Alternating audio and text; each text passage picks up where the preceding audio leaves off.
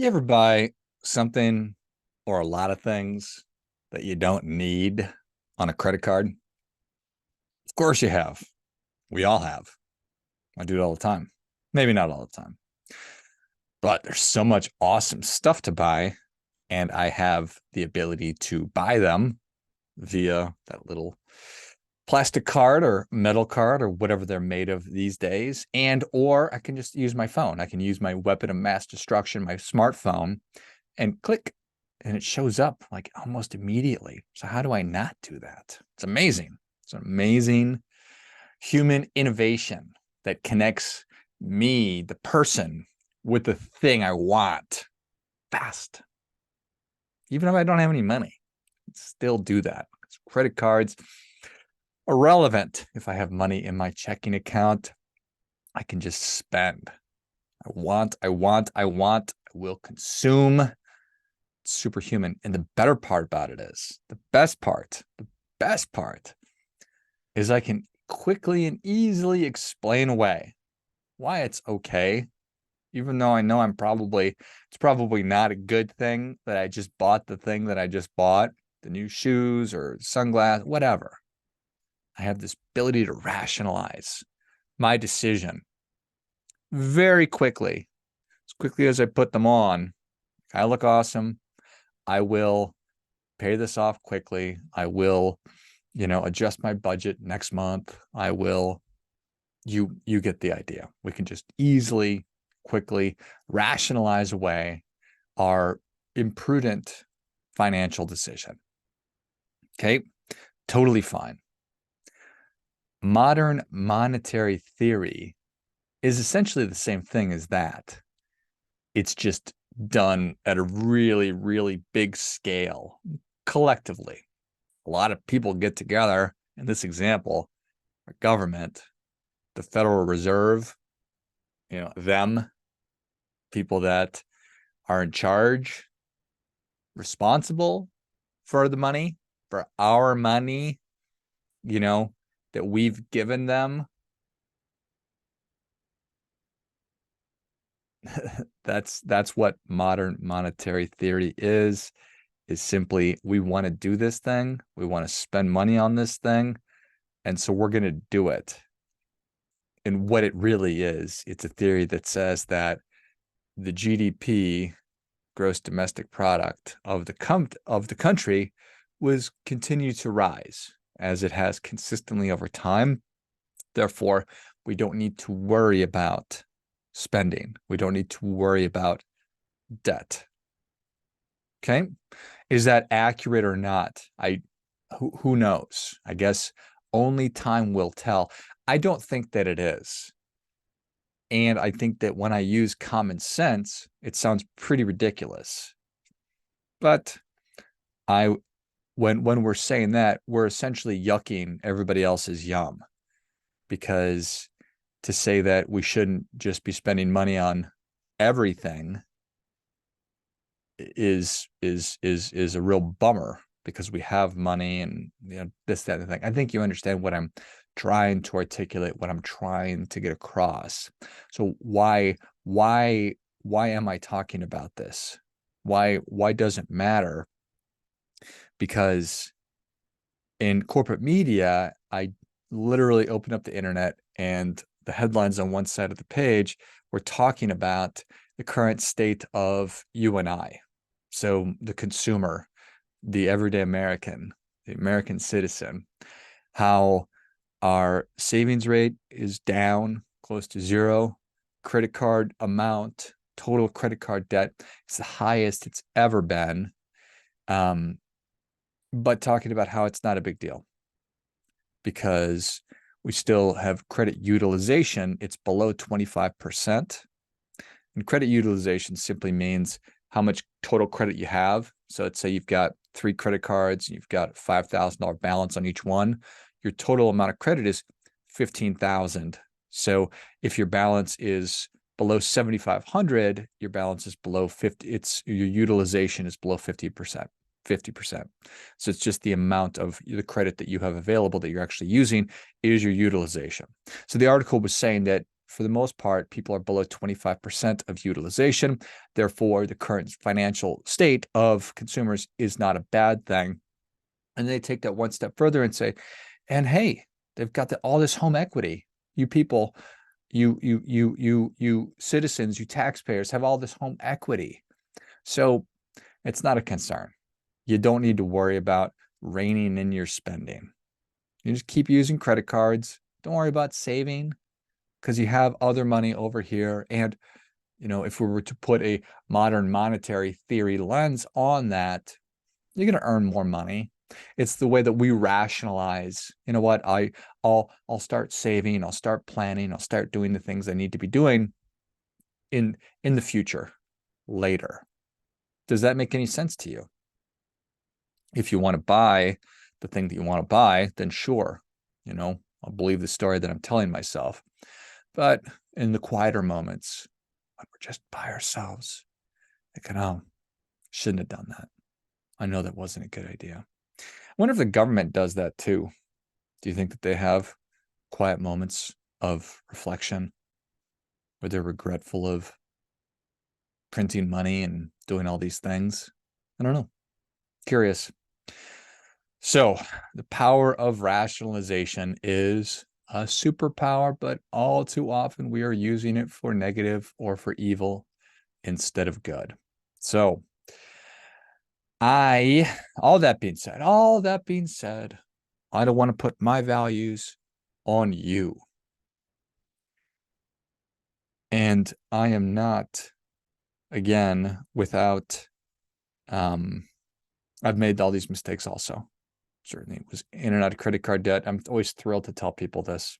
I'm not hiding anything at all, that I made all the financial bad decisions in my 20s and still make financial bad decisions and make impulsive, emotional buying decisions. It happens.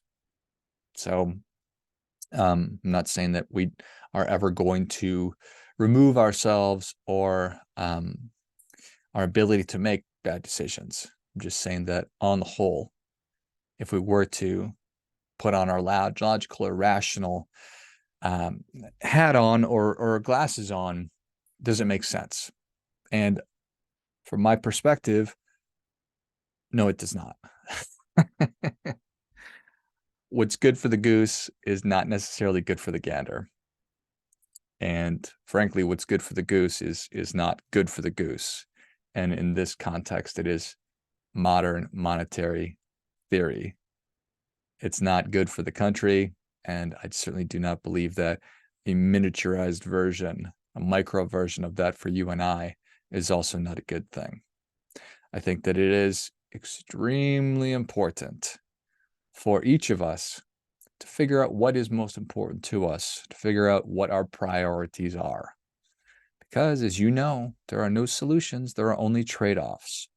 And because I'm guessing that you have finite resources as I have, unless you are the son of one of our trillionaire citizens, then you probably need to be concerned with how you're spending your money. We all ought to be more concerned and thoughtful about how we're spending our time and our energy and our attention. But for the context of this conversation, it's money. How am I interacting with money? And am I interacting with it in a way that is aligned with my values and what is most important to me? That's what this is all about. It's all about understanding and being conscientious about how it is that I'm managing my finances. And just because there's articles on the internet that's trying to tell me that it's okay that I'm up to my eyeballs in credit card debt, I'm not saving any money because I've got additional room on my credit cards, that I have more spending power, and that I can tap into home equity should something happen to me, should I experience some kind of an emergency and I need to pull back. That's just not the case. So back to what I'm talking about.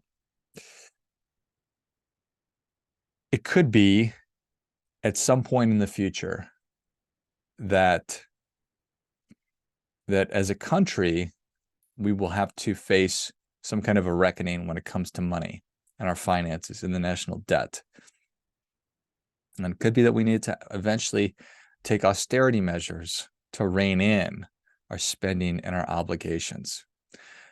It could be that we're just going to keep kicking the can down the road, as the government has been doing for past 30 or 40 years, instead of addressing these problems that are blatantly obvious. Just look at the debt, how it's exploded over the last 25, 30 years, from a very small number now to a frickin' giant number. And is it too late? No, it's not too late to be fixing these things, but it could be, because I don't know that we have the appetite as a country, and I don't know that we have the politicians or the red elected officials to actually do what it takes to get things moving in the direction that would help us to be financially secure. Again, this is my thinking and my beliefs that are contrary to modern monetary theory. But again, I'm encouraging you to make these decisions on your own. So back to you and I. Because we do not have the ability to continue to print money, what happens when things go wrong? What happens? Do you remember back in 2008? I do. When we had serious financial problems. Were you able to keep using your credit cards? Or were a lot of those credit limits reduced dramatically? I know I experienced that unexpectedly. Credit card companies, you had a balance of $2,000. Now all of a sudden it's $500, or it's $20,000. Now all of a sudden it's $10,000. So if you were in that boat, people they were talking about in that article, where you had your utilization was 25%, maybe you had a $10,000 balance and you've got $2,500 in credit card debt. But when the average American has around $7,500 in credit card debt, it's a lot higher than that. And you're counting on using that additional credit that you have as your emergency fund. What happens when the bank just all of a sudden chops it in half or cuts it down to whatever your balance is at? Could that happen? Of course, it happens all the time. And then for home equity, it's okay. It's okay that Americans aren't saving any money. It's okay that we have credit card debt, because look at all this home equity. Oh, I see. Okay. So this is our piggy bank. This is designed just to be able to access and tap into, because I've not made good financial decisions everywhere else. If that's what you think, then that's fine. Just asking you to consider and think about maybe a different way. And then think about it like this. When things are really tough, can you just call the bank and have them send you money? If you have a home equity line of credit in place, maybe. If you don't, are you able just to tap into that as interest rates go up? Does that make sense? I don't know. I don't know if that makes sense. It doesn't make sense to me. I wonder if it makes sense to you. So again, government can always print more money. At least they have historically always been able to simply print more money. But can you do that? Do you have a printing press in your basement that prints off $100 bills? There's a dad joke in there somewhere about you sending me your address and letting me know when you're out of town next, kind of a thing, but you get the idea. So I don't want to put my values on you. What I encourage you to do, what I want you to do, is to think about all these things. Take that big step back and say, okay, reading these articles, it says that everything's okay, but everything isn't really okay. And how do I put myself in a better position? That's what this is all about.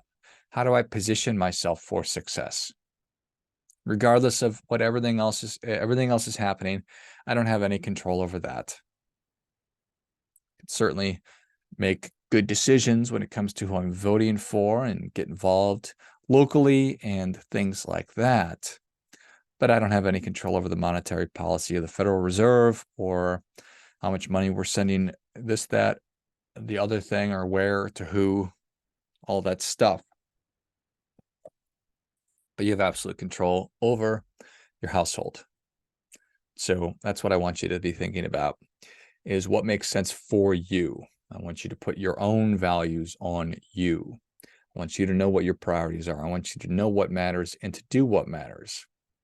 So I think that if we can follow 3 important rules, that will get us moving in the right direction.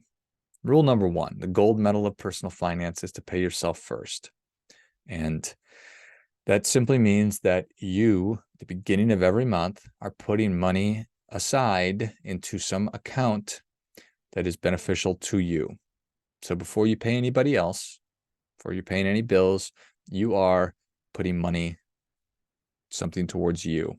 401k contribution is a great way to do that. Putting money into an IRA, putting money into your savings account, putting money into your brokerage account, putting money into account to save for the down payment on a home, whatever it might be. Buying cryptocurrency. I'm not saying that you should just invest in the stock market. I'm not advocating for that. Just be putting money away for something that is for you. So you're paying yourself first before you pay anybody else. And again, if you are in the habit of paying everybody else first, you will get to the end of the month and there will be no money left over for you. I'm sure that we've all experienced this in some form or fashion at some point in our lives. It's not a good place to be. It's a vicious cycle that is hard to break out of. So endeavor to do that. Silver medal. Rule number 2 when it comes to personal finance, from my perspective, is stay out of debt. And specifically, I'm talking about consumer debt. I'm talking about credit cards. I think that credit cards are the absolute worst. They keep us stuck. They help us to continue spending even when we don't have any more money. Gives us stress and anxiety, and that money, stress, and anxiety follows us around. It taints our work potentially. It can taint relationships. It's lousy. And it's all because we are making those quick decisions, like I was talking about at the beginning, and then rationalizing it away. But we're rationalizing away our financial future because, again, you have finite resources. I believe you probably have a finite amount of money. And when I'm paying 20% interest on a credit card because I bought a pair of shoes last week, we are not positioning ourselves for success. So put together a plan for getting out of debt, getting out of credit card debt, and staying out of it. If you need help with that, we've got a free course, moneyalignmentacademy.com. It's called Get Out of Debt. I'm awesome at naming things. Again, it's free. Take advantage of it. And then bronze medal is to take a diversified approach to your investing. Boring. That's the idea. You don't want your investing to be super exciting. Be really boring. Be very, very diversified. The opposite of being diversified is being extremely concentrated. So putting all of your money into Dogecoin is the opposite of diversification. Putting all your money into Google, even though it's an awesome company, it's not a good idea. Great way to diversify is by using a financial vehicle like a mutual fund or an exchange traded fund. You can literally go and buy shares of the S&P 500, which is a really common index ETF mutual fund that allows you to buy a share of it, and then you own a small piece of some of the 500 biggest companies in the stock exchange. Amazing.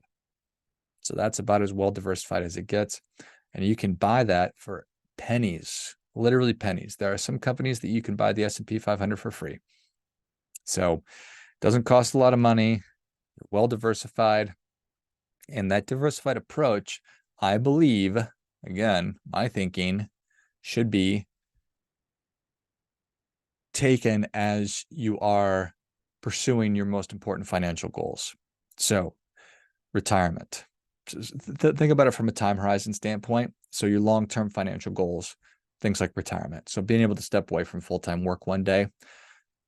I encourage you to figure out and make a plan for when it is you'd like to be able to do that, how much money you'd like to have, how much money you'll need, how long you want that money to last for, what kind of income that's going to produce for you. And then be putting that plan into action and saving money and investing money towards that goal. Now, that simply means being on track for that. What I want you to do is to be on track to realize that goal. So if you're 25 years old and you plan on retiring at 65, it's a long ways away, but you know and have made a plan and are executing on your plan. Same thing goes for saving for a kid's college, saving for the down payment, all these kinds of things. Be diversified in how you're approaching them. And then once you're on track to fully fund all of your important financial priorities and objectives, then you can be more concentrated. Essentially, what you've done is you've written yourself a permission slip to then become more aggressive, become concentrated. Then start buying stocks, start buying cryptocurrencies, start buying art, bottles of wine, sports teams. I don't care. I think you get the idea. Just take a more measured approach. Be more boring with your investing. It'll even help you sleep better. And if you are in debt, I talked about the course that's there, but the first step number one, let me take a bigger step back, is that we don't have any money saved up. You've heard the stat that the majority of Americans couldn't come up with $500 in case of an emergency. If that's you, we need to double that. We need to get to $1,000 in an emergency fund that needs to be separate from your everyday checking account. Get that saved up. That's just thing number one that you should do. If you don't have that, stop doing everything else until you have that saved up. Then start paying yourself first, which you're essentially already doing when you're saving up the money. But start paying yourself first in some automated fashion, like enroll in your company's 401k, even if it's for a small amount. Step number 3 is I want you to get to 1 month's worth of expenses saved up. Okay, so we need to know what our budget and our cash flow is. Figure out, okay, I need $5,000, $4,000, $3,000, $10,000. However long it's going to take you to get that money saved up. That's what you ought to be focusing on. Once you have that saved up, so the 1 month's worth of expenses, put a plan together for getting out of credit card debt, and then attack that credit card debt, however long it's going to take to get out of it. And then it's get 2 months of expenses, 3, 4, 5, up to 6 months worth of your monthly expenses saved up. That will be your fully funded emergency fund. When you do that, and I'm not saying that casually because I think it's easy, because I know how hard it is. It's a lot of money, could be a lot of time. But I also know the value of it. Once you have that, you have financial peace of mind. You can let the tension out of your shoulders. You can take a deep breath. You're feeling great about the situation. It doesn't guarantee us that bad things aren't going to still happen to us, but we have positioned ourselves for success. Okay? And then it's on to saving and investing. So you do those things, you really position yourself for success. Encourage you to really think about what those values are. Think about what's most important to you, your priorities. We have a goals course, which you can access for free on moneyalignmentacademy.com. We have a values course you can access for free. And you can also find the purpose book on Money Alignment Academy for free. You can buy your copy on Amazon as well. I'll link that, but you can also go to moneyalignmentacademy.com, go to courses, and you can get a download of the purpose book for free. And that'll help you get clarity on all those things, on your purpose, your goals, your beliefs, and your habits. It helps you line all those things up. And if you still want some additional help when it comes to getting your finances in order, check out our coaching program, our Academy coaching program as well. It's an affordable way to get another set of eyes on your finances and help you get moving in the right direction. All things I'm interested in helping you to do. So easy to get caught up in what everybody else is doing, easy to look at how our government is spending our money and to think, oh my goodness, is there ever an end to this stuff? And then we realized that, unfortunately, it's got everything to do with us, but I have very little control over that. But I have absolute control over the circumstances of my personal finances and my household finances. And that's the place to start. So, as always, do your part by doing your best.